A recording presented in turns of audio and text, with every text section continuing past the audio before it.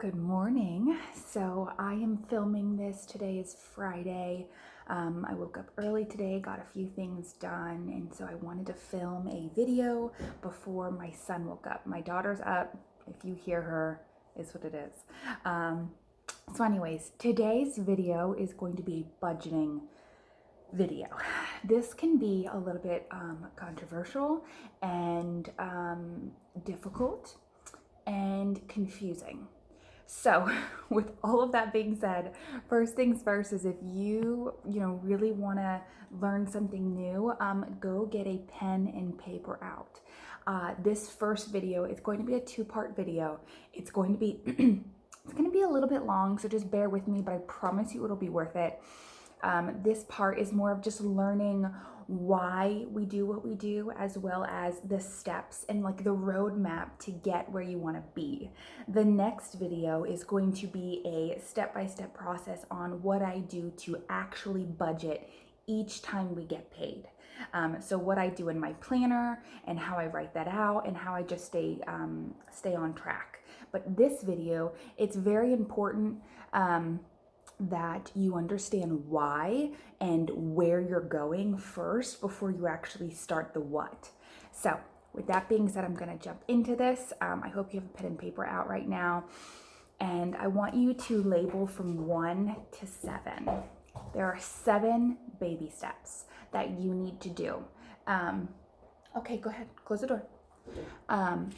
Sorry. So this is not anything that I came up with. This is nothing that, I didn't create. I am a Dave Ramsey enthusiast. I love Dave Ramsey. I live Dave Ramsey. If you have not seen Dave Ramsey or heard of him, look him up. And if you want to, go watch his 7 baby steps video. It looks like it's a TV recording, and it's about 45 minutes long, but I promise you it will be the best thing you've seen ever. And it's worth every minute. And I actually will go and rewatch that all the time just to give myself, I don't know the best word for it, but like a daily reminder to keep myself on track, because it doesn't matter what you know, there are things in your life that can distract you from your main goal, which is financial freedom. So with that being said, list 1 to 7. We're going to start with baby step number 1. This is an emergency fund of $1,000. 1000. Now granted, we're going to address the obvious that $1,000 for a large emergency will not help you much. Yes, there are a lot of emergencies out there that will cost more than $1,000. But here's the thing. You will not be in that situation with only $1,000 in your savings account for long. And $1,000 will just get you by. Like if, gosh forbid there was a serious medical issue or whatever the case may be, that $1,000 will help you start a payment plan or whatever, or transmission. I'm not exactly sure like the exact prices, but it will most likely, for majority of the problems, help you just get by. With that being said, you should have no more than $1,000 in your savings account if you have debt. The reason being is, let's say you are in $10,000 in debt and you have $5,000 in your savings account. I don't know if you've realized, but that $1,000 or $5,000 in your savings account is not yours. You owe people money, so all of the money that you have coming in is really not yours when you think about it. And if, gosh forbid, something were to happen, that debt will add up, and you should not have a savings account if you have debt. You need to, we'll get there. Anyways, $1,000 in the emergency fund. That is baby step 1. Now this emergency fund, this is not, I didn't budget properly for groceries, so let me borrow out of that 1,000 and I'll put it back next month. This is not, another example, like, I really, really need this,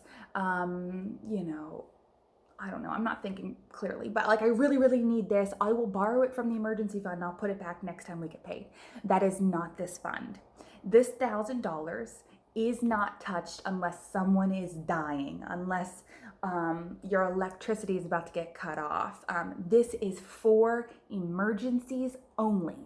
Only. This money should not be touched otherwise. For your poor planning of budgeting, that does not affect your emergency fund. You need to budget better.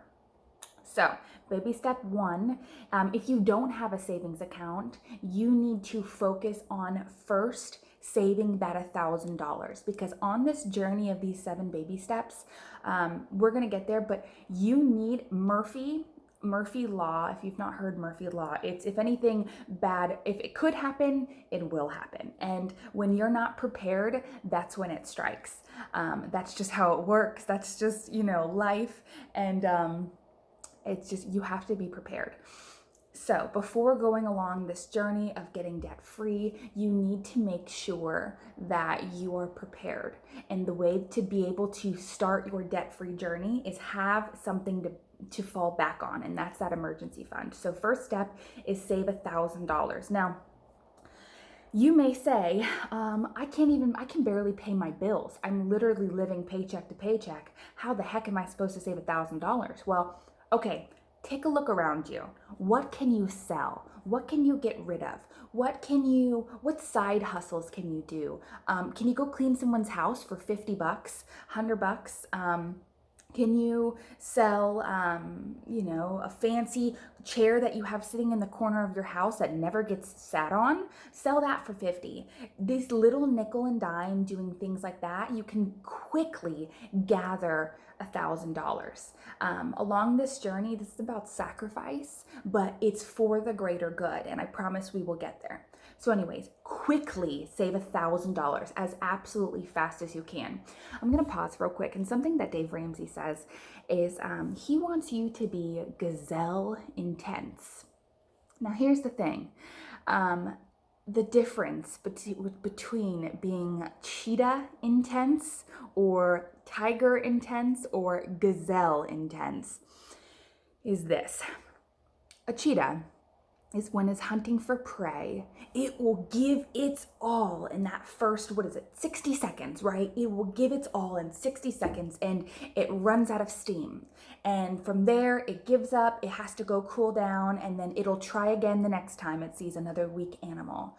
That is not where you need to be.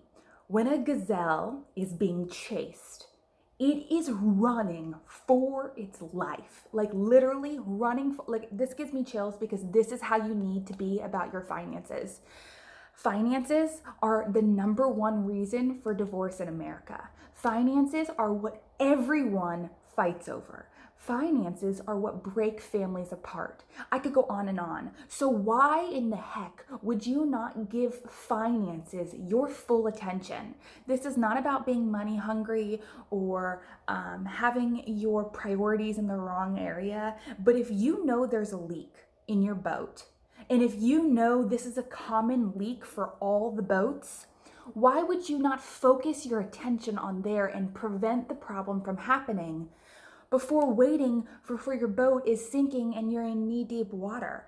Get it? If you're behind, well, start, dumping out water out of your boat. Don't just stand there and look at it. You need to do something. So anyways, you need to be gazelle intense. You need to be running for your life as if this debt is going to kill you. Because guess what? It's going to kill your dreams, it's going to kill your hopes, and it's going to kill your marriage and family relationships. It is proven facts. So run for your life for these 7 baby steps. So, all right, done ranting.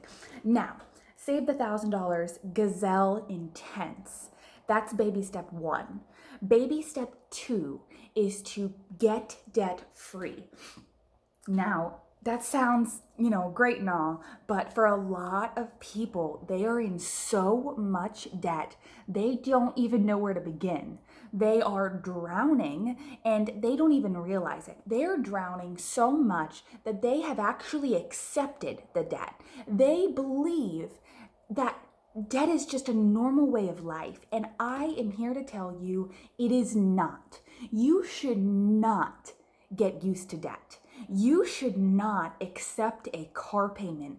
For some reason, America, mostly out of, everywhere, car payments are just another bill. People truly believe that car payments are normal, and it is not normal. You should not accept car payments as normal. Can you believe that a car payment is the second highest bill in America that most families have? That's insane. We have accepted that you're going to have a car payment for the rest of your life, and that is insanity. You are throwing your money out the window. Anyways, I'm going to get on rants throughout all of this, so I apologize now, but just work with me here, okay? So baby step 2 is to get out of debt. Now that sounds like a very big hurdle, but here's what I need you to understand. It is possible to be debt-free. Now, when we talk about baby step 2, that is all debt except the house. So everything, your student loans, your car, your $500 medical bill, your $50 you owe grandma from 5 years ago, all debt is in baby step 2 besides your home. Your home, a mortgage, is the one exception to the rule with guidelines, but that's the one exception to baby step 2. So here's where you see a giant mountain ahead of you. It is hot, like steep, and you don't even know where to begin. So let me help you get and build your roadmap. So here's what you need to do. You need to list your debts from smallest to largest. Get a piece of paper and write down every single thing you owe. From grandma, who you only owe $25 to your student loans that you owe $50,000 to. Everything you need to write down from smallest to largest and the exact numbers that you owe. This will take a little bit of time. You need to get everything together, okay? Do not worry about interest rates. Do not list because yes, you may have a payday loan that's at a 20% interest rate, but you have a small credit card that's at a 3% interest rate. So you think mathematically that I should pay the 20% interest rate first. Yes, technically that mathematically makes sense. But here's the thing, here's the kicker. If you were mathematically thinking correctly, you wouldn't have gotten to debt in this first place, and you dang sure wouldn't be this far behind. So we are not thinking about what is mathematically correct. I don't even know if that's a word, but we're moving past that. It's called the snowball effect. And when you list your debts from smallest to largest, usually you have a long list. And we're not even looking at numbers right now. We're just looking at this long list, and it's daunting and it's scary and it's frustrating, all of the above. And so here's the thing. When a snowball starts going down a hill, what happens? It starts very, very small and it's moving kind of slow, but as the snowball gets larger and as it's picking up more speed, it gets bigger and more powerful, and by the end of it, you're knocking out the town, right? Figuratively speaking. That is the same point I am making with this snowball effect. So when you pay off grandma that $50 you owe her, there is a little crumble that falls off your back. When you pay that small $500 credit card off, there's a rock that just came off of your back. Now you have stones of the student loan, the car payment, all of that. But what's happening is you're building up speed, you're building up momentum, you are getting excited because that list is getting smaller and smaller. And what you need to understand is that your mentality, your mental health, your thought process and positivity about this process is the biggest strongest factor in all of this, if you're getting excited, if you're getting positive, if you're actually feeling like you're making a dent in your debt, I promise you what will happen is you'll work harder. You'll pick up that second job. You'll stop buying and stop eating out and stop going to restaurants. And because you're getting excited, you're actually feeling like you're doing something, that you're actually moving through your debt. And that is powerful. At this point in America, everyone understands about mindset, about positivity. They get it, right? Well, this is the main factor of paying off your debt. You have to have the right mindset. And in order to get there, we can talk ourselves up all we want, but we actually need to see action. We need to see proof that what we're doing is working. And the snowball effect is exactly how you're going to get there. So start listing off your debts from smallest to largest. And what you're going to do is you're going to pay the minimum on everything. So your car payment, pay the minimum. Your credit cards, pay the minimum. You might be trying to throw $25 extra on this one, $50 extra on this one. And what you're doing is you're like chiseling a small little crumb off of all of them. And what I need you to do is take a boulder to the first one. Stop paying extra on all of those, only pay the minimum. And what you're gonna do is you're gonna take every extra dollar you have and throw it at that first debt. And then when you get that one paid off, take the minimum that you are paying on that debt plus all the extra and throw it at the next one, continuing paying the minimum on all those, and throw everything you have at that very next debt. Sell anything you can, get that extra job, because I promise you, you will not be in this stage of life for long. And the faster you work harder to get this off, the faster you'll get out of it. And you won't have to work 2 jobs for forever. I understand you have kids. I understand you have a family, but guess what? You got yourself in this situation and you need to get yourself out. And that's by any means necessary. I understand you want to spend time with your family. Trust me, I get it. But here's the thing. You need to teach your children how to live life and to make sacrifices for the greater good. And that's exactly what we're doing. They will see how hard you're working and they will get it in the long run by baby step 7. I promise you that. You are teaching them a greater lesson than any quality time could. Because that's the thing about life. Your children need to know how to work hard. And guess what? The only person they're learning that from is by you and the example you're setting. Not by what you preach. It's only about what you practice. So, sorry, ranting again. Okay, so step by step by step, start knocking them out one by one by one. Now, here's the biggest kicker about baby step 2. You need to be on a budget. Now, that's going to be my next video, is how I budget. And that is the biggest, most important step to being able to knock out your debt. Excuse me. But wait for part 2 and go through that, and I will help you work through setting up a budget. Until then, if you need to, download Every Dollar. This is Dave Ramsey's app. It's completely free and it's awesome as far as budgeting and like where to begin. I'm just gonna stop there because I don't want to get too much into it because that'll be next video. So anyways, baby step 2 is debt-free, everything but your house. It is possible to be there. I am coming from a place who is there. We are debt-free, everything but our home. We do not owe a penny to anyone. And if I can tell you anything, hear me on this. There is something freeing about not owing anyone anything. You walk differently. You hold your high differently because no one has anything on you and you are living more free. It's hard. You need to just get there. And I promise you it's possible. I don't care how high your mountain is. You can do it. But guess what? No one will get you there but you. And you have to suck it up. It's going to be hard and just do it. Get gazelle intense. Okay, so we're gonna move on.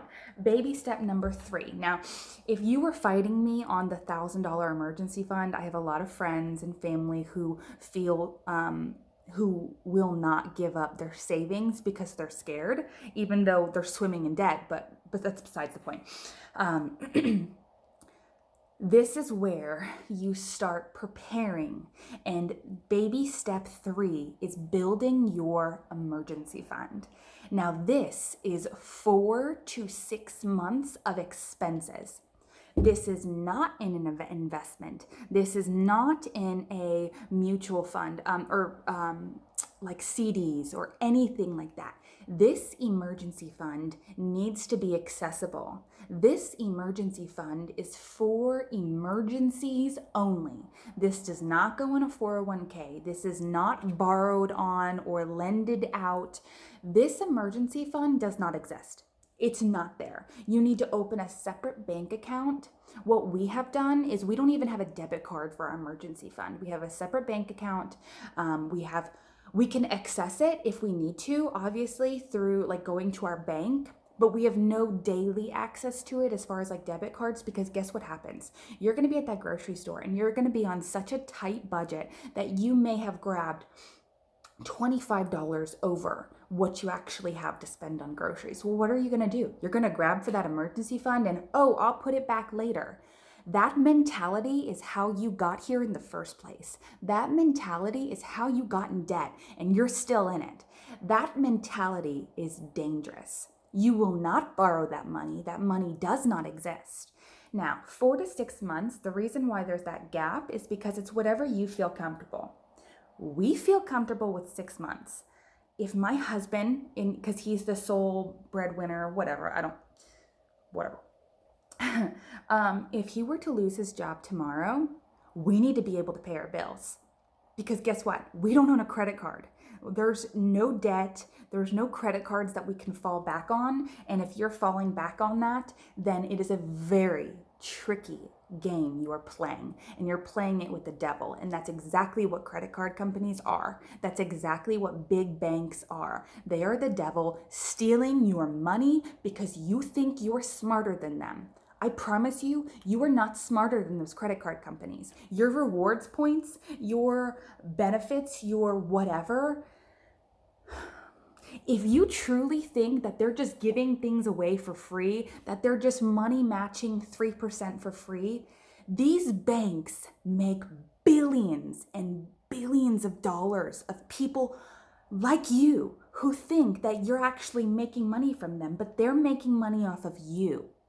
And guess what? Something's going to happen to you one day. If you're paying off your bill every single month, I understand that argument. I get it. But if something happens to you tomorrow and you can't work, I don't know. We're not going to go into scenarios here, but guess what? It's a very tricky game you're playing, and you are setting yourself up for something bad to happen. So why even get in bed with the devil? Anyways, okay. You need to be able to, if something bad happens, you need to have a plan. And that's what an emergency fund is. It is turning, an emergency into an inconvenience. When we had an AC issue in our house, we have a $15,000 AC unit. We bought it this way. We did not put that in. It's a very fancy hospital grade AC unit. It's the people who we bought the house from. That was very important to them. That's where they spent their money. They spent their money on a $15,000 AC unit. We have solar panels all over our roof, and we also have a backup generator that's connected to our entire house. Clearly, you can see where they spent their money. Now, granted, the kitchen, when we bought this, it was crap. We completely gutted the whole thing and redid it, as you can see. But that's where they spent their money. Now, guess what? When one of those things go out, that bill is very expensive. We just had our AC. It was a small issue, but it was it was a $700 expense. Now, if you would have caught us 7 years ago or 5 years ago and said, oh, by the way, your AC is $700, we would have shit a brick. Excuse my language. We could not pay that. It was an emergency. We have no AC. We have babies running around. It's freaking summertime. Sorry, I got a text message. That's a scary thing when your AC goes out. And now what that is we're inconvenienced by having to go to the bank, get our emergency fund, and then having to budget it back in to save that money again. It's not a dire emergency. It's an inconvenience. And that's what baby step 3 is.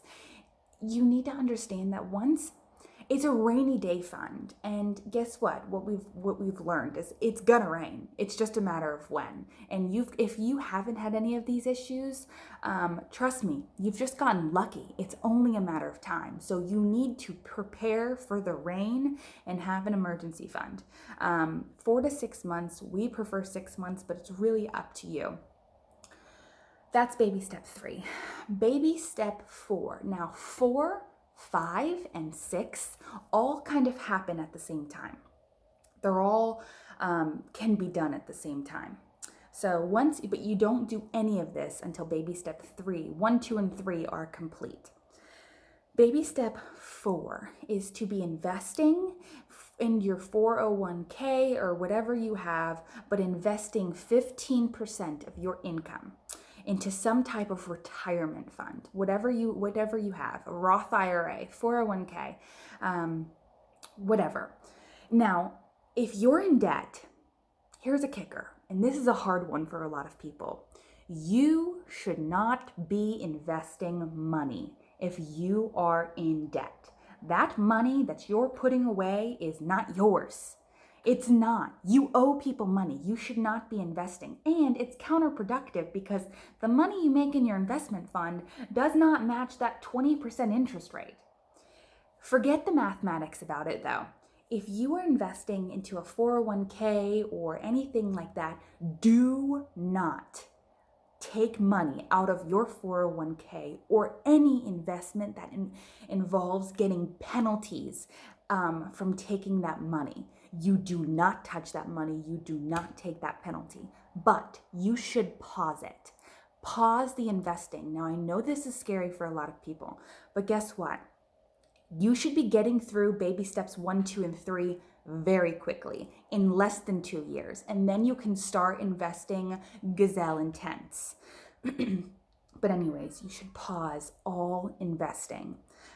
If you have an investment fund, and I don't have an example off the top of my head, but like, let's just say something that you wouldn't get a penalty out of, well, you need to take all of that money and throw it at your debt. But 401k loans, the biggest no.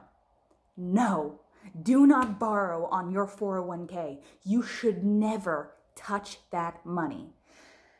Okay, so until that now, you should not be investing any money, none, zero, college funds, retirement funds, nothing if you are in debt. But once you have your emergency fund set up, then you can start again. So this is where you put 15% of your income into a retirement plan, whatever that may be for you. For us, it's a 401k. Eventually, we will do a Roth IRAs as well. They're a very great investment. It's a very smart investment. But for right now, it's 15% into 401k. That does not include your company match. I believe Garrett's company matches 6%. A lot of companies match 3%. That does not include that. That is an added bonus. You should be investing at this point. You're debt free. You have an emergency fund. Now you're investing 15% of your income into a retirement fund, and whatever they match, that's an added bonus. That's step 4. Now, step 5 is college funds. If you have children, you should be saving for their colleges. This is controversial.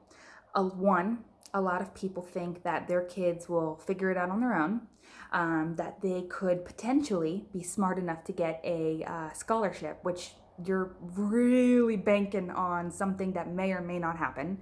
Or 3, the most common thing is, well, I got student loans and I turned out just fine, so my kids can do the same thing. Why set your children up for debt and then to be in the same position and to have to work as hard as you are right now. Why? Change your generation. Set your kids up for success. Here's a kicker. Your children are more likely to go to college if there's a college fund.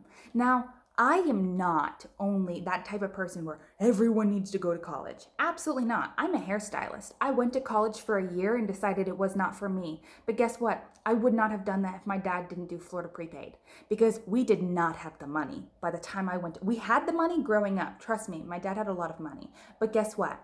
Things changed, the economy crashed. We did not have the money when it was time for me to go to college. And if it wasn't for that Florida prepaid, I would have never tried it out. I would have never went to Tallahassee for a year and got to live on my own and experience life and being a grown-up before settling down and marrying my husband. I had the luxury, and that's what it is. It's a luxury of having options. I had options to go to college, and I chose to go to hair school. I was fortunate enough where I dual enrolled. I worked very hard and dual enrolled, and so my high school paid for my hair school, and then I got to go to college for a year and try it out and had the luxury to decide that it was not for me. And guess what we did with that college fund? That college fund that, people think, anyways. It was helpful. It was a down payment on our first home. That money that my dad sacrificed and saved for was then, even though I didn't use it for college, it was still beneficial into helping my life and starting my life on the right path. Anyways, this is a lot of detail. I'm very an open book, and sometimes I have to be careful because I can be too open sometimes. I don't know, it's not politically correct to talk about your finances, but I don't really give a rip. I feel like if more people were open, if more parents were open with their children about finances and what you need to do in the real world, I promise you, we would not be in the debt crisis that we're in right now in America. The student loan crisis, the debt crisis, the car crisis, all the things. If people were open to talking about this kind of stuff, they would not be there. Okay, I gotta keep going. This is already this is a long video. I'm sorry. If you've made it this far, then congratulations. The next one will not be this long. So, pay for college funds. If you live in Florida, Florida prepaid is a really, really great option. We've weighed all the pros and cons. And if you're in Florida, Florida prepaid is a better option than 529 plan, if you can do it. I promise you, we've done the math. It's a better option. I don't have time to explain that right now. If you have questions about Florida prepaid, please message me on Instagram or Facebook or whatever, and I can explain that in more detail. So, baby step 4 is invest 15% of your income into some type of retirement plan, because guess what? You're gonna need to retire one day. And retirement plans should not come after college funds, because you're right. Your kids can figure it out if they want to go to college, if worse comes to worse. And guess what? You don't have to get a student loan. You do not. You can go to a community college and you can pay for it out of pocket. Is it hard? Yes. Is it possible? Absolutely. So do not make excuses that you have to get a student loan. It's not. That's not the case. You can work very hard, 2 jobs while going to school and pay cash. It's possible. That's another rant. Anyways, okay, retirement, college funds, and then once those 2 steps are happening, once you're paying on college funds, once you're paying in retirement, then you need to throw your extra income on your mortgage. Here's another kicker. You can live mortgage free. You should not be paying a mortgage for the rest of your life. And if you are, you're living in a house that you cannot afford. I'm sorry. That probably hit home. That probably hit you right in the heart. But it is possible to be mortgage free. It is possible to not have any payments besides your electric bill and phone bill and internet. I don't think I'm going to touch more on that because it's just, I ain't got time for that right now. And guess what? All of this hard work you're doing, once you're past baby step 4 and 5, once you're doing those and you're working on baby step 6, which is to start paying off your mortgage, you can ease off the reins just a little bit, not a lot, Don't get lazy. You've worked this hard to come this far. Don't get lazy. But you can kind of release the reins just a little and start living life. If you want to save for a boat while you're paying off your mortgage, go for it. This is the time when you get to enjoy what you have worked so hard for. Because guess what? You don't have strains on your marriage that are causing divorces, such as debt. You have no bricks on your shoulder. None. Can you imagine? Can you imagine how you breathe when you have no bricks on your shoulder of debt, of no plans for retirement, of hoping your kids figure it out and hoping they're smart enough to get a scholarship? All of that is gone. Imagine how you can breathe. And so with that being said, baby step 7, it is to live and give like no one else. That is why I do what I do, because I am going to get to a point, I promise you, where I have no mortgage. I have no payments. The literally only thing I'm paying for is my cable or my internet, my electric, and my phone bill, and maybe a couple other things, car insurance, that kind of stuff. Imagine how much money you will have at the end of the day when you have no mortgage. Imagine the lives you can change with the money that you have left over. A lot of people, are worried about giving and giving back and all of that stuff. Imagine how much you can give back when you have the money to do so, the mindset to do so.